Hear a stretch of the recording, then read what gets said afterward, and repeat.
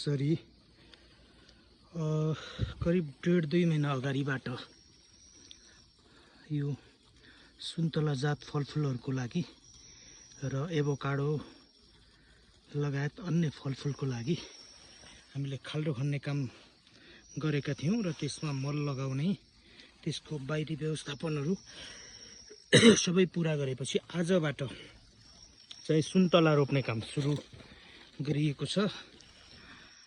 71-72 वर्षीय बाबाले पनि केही सहयोग गर्नुभयो र कार्यालय समय सकेपछि आएर यो आजकल वर्षा त्यति नभएकोले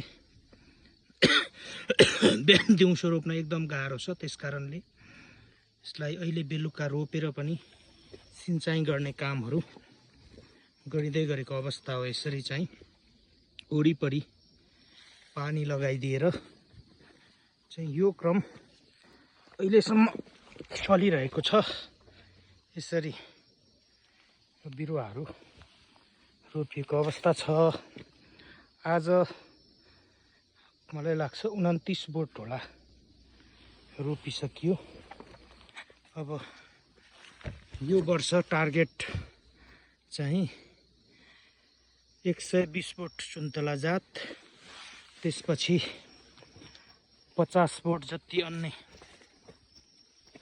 एभोकाडो अनि रातोरागे टिमुर लगायतको बिरुवाहरू अन्य मेकाडेमिया नट भयो अनि चाहिँ बाँकी विभिन्न जातको फलफुलहरू रोप्ने लक्ष्य छ। यो बर्खाको समय भएकोले एकदमै उपयुक्त समय हो। यसरी अलिकति रुगाखोकी पनि लागिरहेको छ, तैपनि काम गर्दाखेरिको आनन्द र आफ्नो बारीमा यसरी फलफुल रोप्दा काम गर्दा छुट्टै आनन्द आउँछ। यसमा छुट्टै आनन्द छ। यसरी फरक फरक बिरुवाहरू मैले देखाइरहेको अवस्था छ। योभन्दा अगाडि चाहिँ यहाँनिर पुरै केरा खेती थियो।